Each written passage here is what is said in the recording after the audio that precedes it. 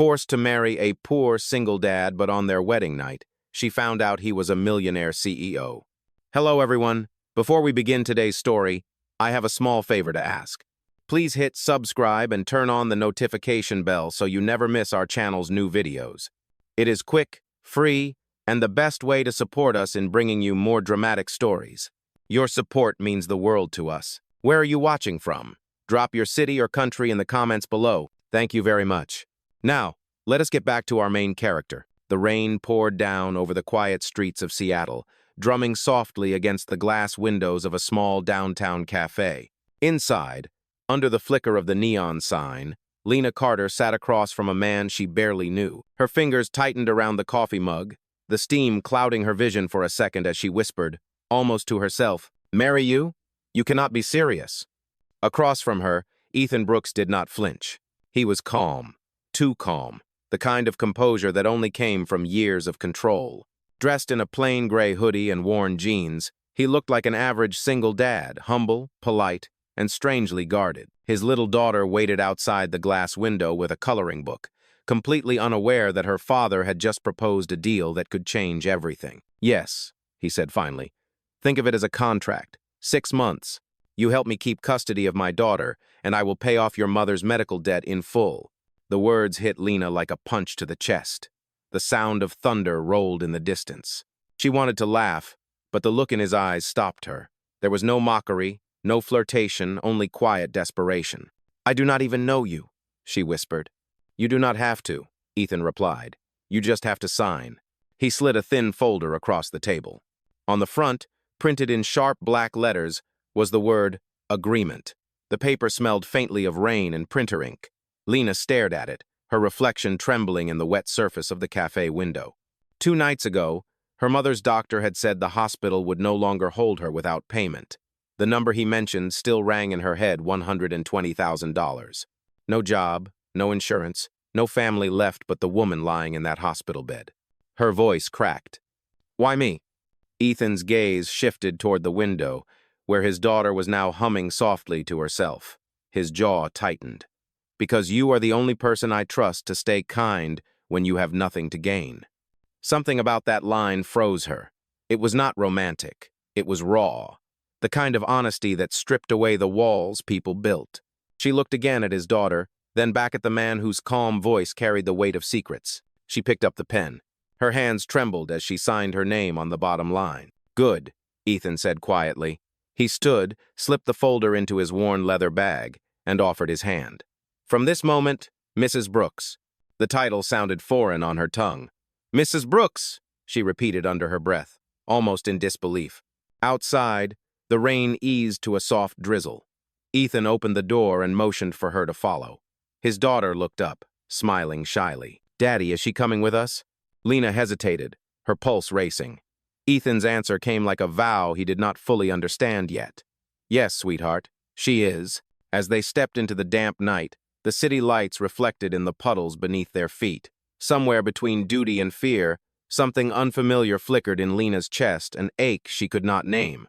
She did not know that the man walking beside her was not the poor, single father he appeared to be.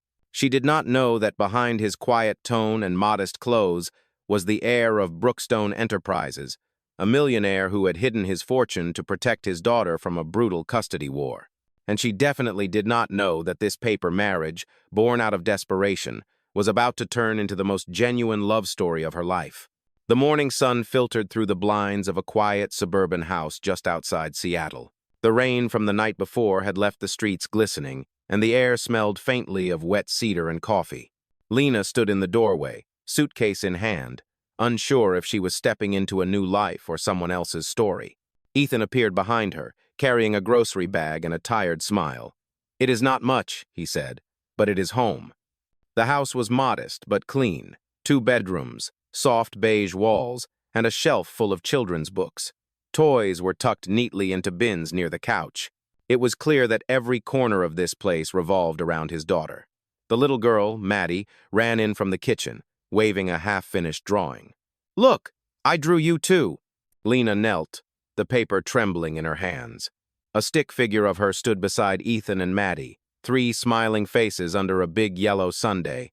"It is beautiful," she said softly. Maddie grinned and ran off again, humming a tune from a cartoon. Ethan watched them with an unreadable expression. "She likes you already," he said. "That makes things easier." Lena set her suitcase down near the couch. "What exactly happens now?" "Now," Ethan replied, opening the folder they had signed, "we live as husband and wife in public. We attend 3 court meetings and a social inspection from the child services officer. After 6 months, we file a separation. You will receive full payment then." He paused, his voice steady but distant. "Until then, no personal involvement. No emotional complications. We keep this professional." Lena nodded, though a small ache pressed behind her ribs. "Of course, I understand." Days passed quietly at first. Lena helped cook breakfast, packed Maddie's lunches, and accompanied Ethan to school drop-offs and legal appointments. They learned to move in rhythm, 2 strangers pretending to share a home. Yet somewhere between the routine and the silence, the pretense began to blur. Ethan was careful, almost painfully polite. He worked late into the night at a small accounting firm downtown, or so he said. But sometimes, when he thought she was not looking, Lena would catch him on his laptop, reading reports full of numbers and board meeting summaries. Once, she caught a glimpse of a logo on the screen. Brookstone Enterprises, the same name she had seen printed on luxury skyscrapers across the city. She did not ask about it then. She told herself it was probably nothing. One rainy evening, Ethan came home soaked, his jaw tight, his eyes shadowed with exhaustion. Maddie had already fallen asleep on the couch, her coloring book open on her chest. Lena met him by the doorway with a towel. "Rough day?" she asked gently. "Something like that," he murmured, taking the towel but not meeting her eyes. She could sense the weight he carried, the kind that had nothing to do with weather. When he finally spoke again, his voice was low. "Maddie's mother is filing for full custody again. Her lawyer is pushing for a financial review. They think I cannot provide a stable environment." Lena frowned. "But you are a good father. Anyone can see that." "Not to them," he said bitterly. "They see what I let them see, a man who lives simply, earns modestly. That was the point. I wanted Maddie to grow up knowing kindness, not money. But now that choice might cost me her." The confession hung heavy in the room. Lena felt her chest tighten. "You are not alone in this," she said quietly. "We will make them see the truth." Ethan looked at her for a long moment, something soft flickering behind his guarded eyes. "Thank you," he said finally. "You did not have to say that." The following weekend, they attended their first court hearing together. Cameras flashed outside the courthouse, and Lena felt every eye on her. A journalist whispered something cruel under her breath, "Gold digger," and laughter rippled down the steps. Lena's cheeks burned, but Ethan reached out and took her hand, not as an act, but as something real. "Ignore them," he said. "They do not know you." For a heartbeat, neither of them moved. The noise of the crowd faded, replaced by the sound of rain beginning to fall again on the marble steps. That night, back at home, Lena stood in front of the mirror in the small guest room, replaying that moment over and over. She told herself it was nothing, a reflex, part of the act, but deep down, she knew it had felt different. Down the hall, Ethan sat by his daughter's bedside, tucking the blanket under her chin. "Good night, sweetheart," he whispered. Maddie stirred, half asleep. "Daddy," she murmured, "are you happy now?" Ethan's throat tightened. He glanced toward the half-open door, where Lena's shadow moved softly in the hallway light. "Yeah," he whispered, barely audible. "Maybe I am." Outside, the rain started again, steady and rhythmic against the glass, like the beginning of something neither of them had planned. But both were starting to feel. Weeks passed, and the rhythm of their new life settled into something almost ordinary. Morning light spilled through the kitchen window while the smell of pancakes and coffee filled the air. Maddie laughed as syrup dripped from her fork, and Lena wiped it away with a napkin, smiling without realizing it. From the outside, they looked like a real family. But every night, when Maddie was asleep, the silence between Lena and Ethan returned soft, uneasy, and full of questions neither dared to ask. One evening, while folding laundry on the couch, Lena noticed a thick envelope tucked beneath Ethan's briefcase. It was stamped with a gold seal that read Brookstone Enterprises, Confidential.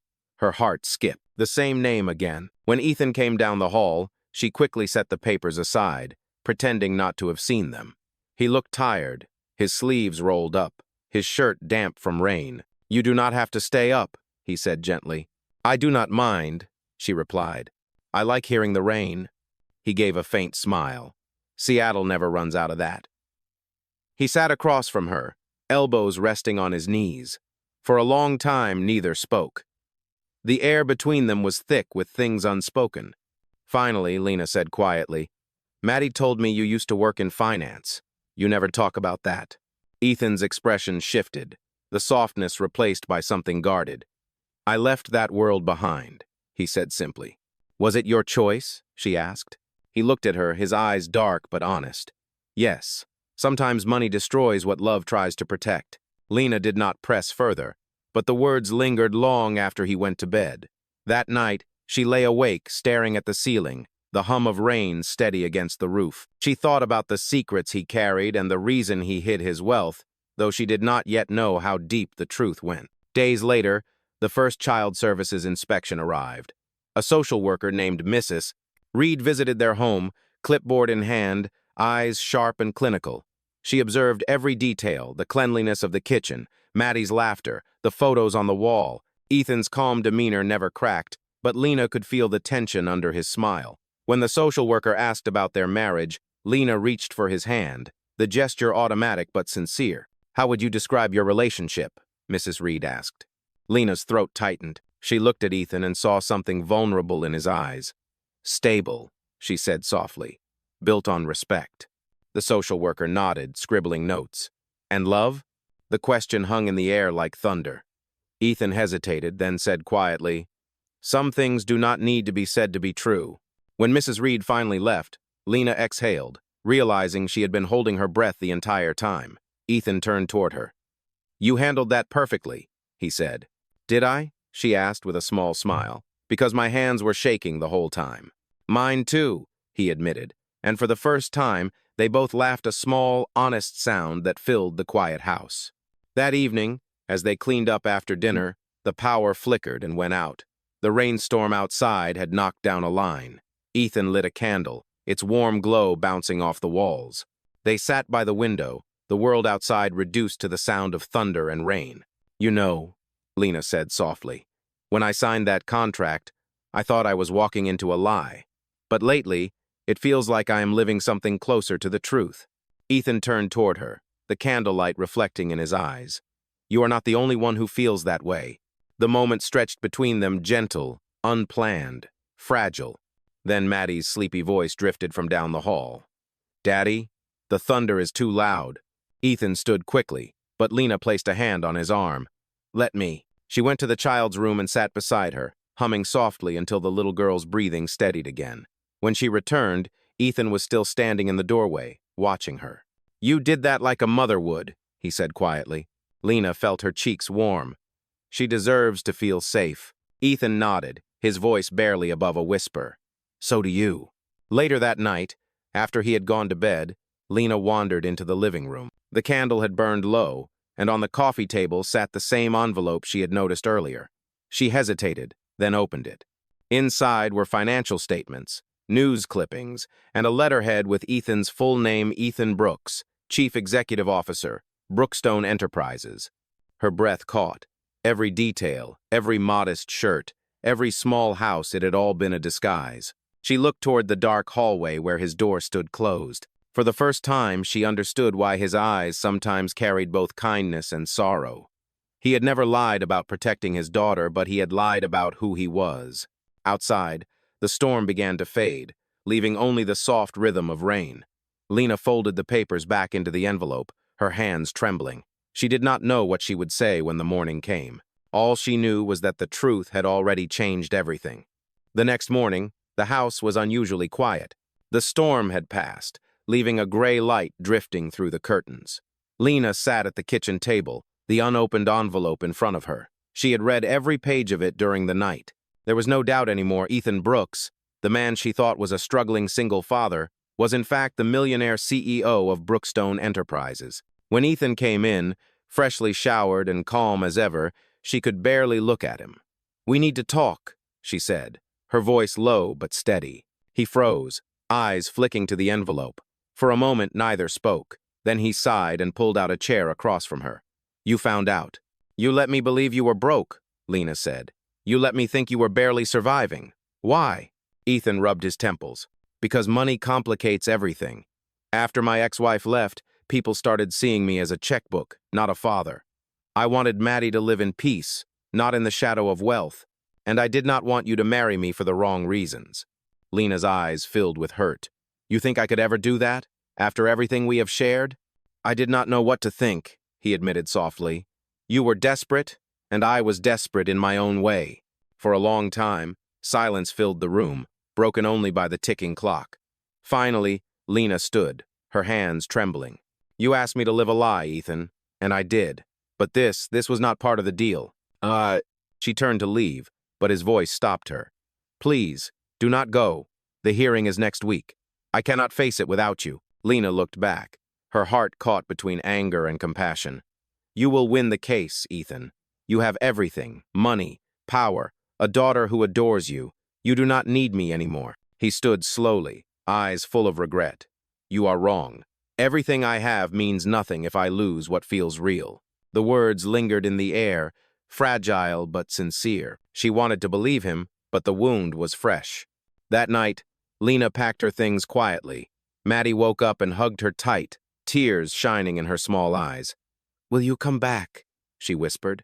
Lena knelt, brushing a tear from the child's cheek. I hope so, sweetheart. She stepped outside into the cool morning air.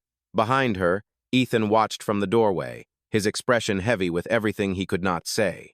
The contract that once tied them together now felt like ashes. And yet, as Lena walked away, a part of her heart still beat for the man she wished had trusted her with the truth. Days turned into a quiet blur after Lena left. The house felt hollow, stripped of laughter and warmth. Ethan tried to keep his focus on the custody hearing, but every room reminded him of her. The scent of her coffee lingered in the kitchen. Her folded blanket still rested on the couch. Maddie asked about her every night before bed, and each time, Ethan's answer grew weaker. She is busy, sweetheart, he would say, but even his daughter could hear the ache behind the words. When the day of the hearing arrived, the courtroom was cold and formal. Ethan sat alone at the table beside his attorney, staring at the empty chair where Lena should have been. His ex-wife's lawyer smirked, confident. Mr. Brooks, the judge began, it seems your so-called wife has failed to appear.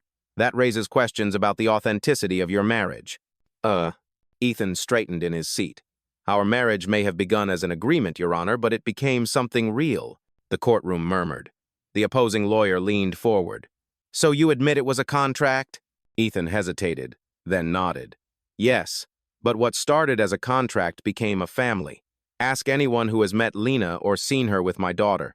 She did not pretend to love Maddie. She does. The judge's eyes softened slightly, but the law was still the law.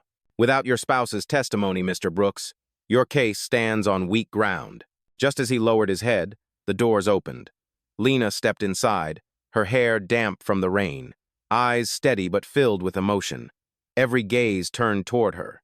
Ethan rose to his feet, speechless. She walked down the aisle and took her place beside him. I am here, she said firmly, and I have something to say. The judge nodded for her to continue. Lena looked around the room, then at Ethan. Yes, our marriage began as an arrangement, but I stayed because of love, not money. Ethan hid his wealth, yes, but he never hid his heart from his daughter, and that is what makes him a real father. A silence spread across the courtroom. Maddie's guardian from Child Services smiled faintly. The judge cleared his throat. I see no reason to question custody any further. Case dismissed. Ethan exhaled, relief flooding through him. When they stepped outside into the misty Seattle air, he turned to Lena. You came back, he said quietly. She met his gaze, tears glistening. I came back because Maddie deserves both her parents, and because I could not keep pretending I did not care. For the first time in weeks, Ethan smiled, small and genuine. Then let us stop pretending. The rain began to fall again, soft and steady, as he reached for her hand. In that simple gesture, the contract that once bound them became something real, a promise not written on paper, but in the quiet beat of two hearts choosing to stay. The weeks that followed felt different. For the first time since the arrangement began, there were no lies between them. Ethan no longer hid behind his modest clothes or the small rented house. He brought Lena and Maddie to the real Brooks estate, a place she had only seen from a distance. The mansion stood on a hill overlooking Lake Washington, surrounded by tall pines and quiet water. Lena hesitated as they stepped through the large wooden doors. Everything was elegant and silent, the marble floors gleaming under the light. "You live here?" she whispered. Ethan nodded. "I used to. I left when it stopped feeling like a home, but maybe we can change that." Maddie ran through the hallway, her laughter echoing. For the first time, Lena saw Ethan smile fully, without restraint. It was the kind of smile that reached his eyes. Over the next few days, Lena helped unpack boxes and clean rooms that had been untouched for years. She found photos of Ethan's parents, old family letters, and a small framed picture of him holding baby Maddie on the day she was born. The image made her heart tighten. One evening, as the sun sank behind the lake, they sat outside on the porch. The air smelled of pine and rain. Ethan turned toward her. "You could have stayed away," he said quietly. "You had every reason to." Lena shook her head. "Maybe. But you showed me what love looks like when it is not about money. You let me see the man behind the name." He looked down, his voice soft. "And you made me remember who that man was." The conversation faded into comfortable silence. Maddie's voice drifted from inside, calling for a bedtime story. Ethan smiled. "I think that is your cue." And later that night, when the house was still, Ethan found Lena sitting by the fireplace. A small folder lay open on her lap, the original marriage contract. She looked up as he approached. "This is where it all started," she said. "Every rule, every promise written down in ink." Ethan sat beside her, the firelight flickering across his face. "Then maybe it is time to rewrite it." He reached for the folder, tore the pages in half, and let the pieces fall into the flames. Lena's breath caught. "Ethan." He turned to her, voice steady. "No more contracts. No more pretending. Whatever happens next, it will be real." She looked into his eyes and saw the truth of it, the sincerity, the fear, and the hope all tangled together. For a long moment, neither spoke. Then she leaned forward, resting her forehead against his. Outside, rain began to fall again, tapping softly against the windows like the rhythm of their hearts. The sound was steady, calm, and full of promise.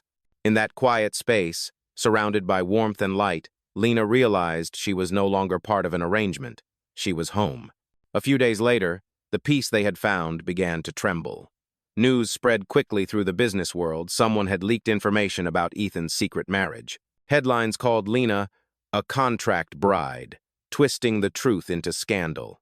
Paparazzi crowded the gate of the Brooks estate, shouting questions that stung like rain on raw skin. Ethan's board of directors called an emergency meeting, accusing him of hiding assets and tarnishing the company's image. The same people who once praised him now whispered betrayal behind closed doors. That evening, Ethan paced the study, his phone buzzing non-stop. Lena stood in the doorway, her hands clasped tightly. "It is all over the news," she said softly. "They are saying I trapped you for money." He looked up, the weight of exhaustion in his eyes. "Let them talk. The truth will surface." But she could see the worry etched across his face. "They could take your position, Ethan.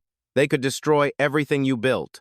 "I built this company to help families, not to hide behind lies," he said firmly.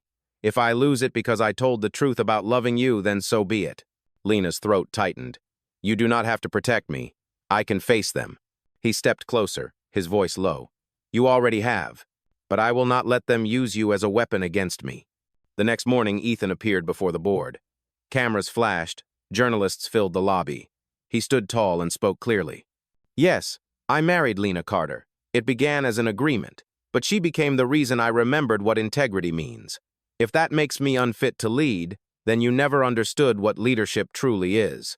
The room fell silent. One by one, the directors lowered their eyes. Outside, Lena waited, her heart pounding. When Ethan walked out, applause broke from the crowd. Reporters, employees, even strangers moved by his honesty. He reached her through the chaos and took her hand. "We just survived the hardest test," he whispered. She smiled through her tears. "Then maybe now we can start living the truth." And as they stepped out into the light together, the storm of rumors behind them began to fade, replaced by something stronger: respect, redemption, and love that no contract could ever define. Weeks later, the chaos had settled. The media stories faded, and the city's attention shifted to something new. Inside the Brooks estate, peace had returned. Maddie's laughter once again filled the hallways, and Lena found herself finally breathing without fear.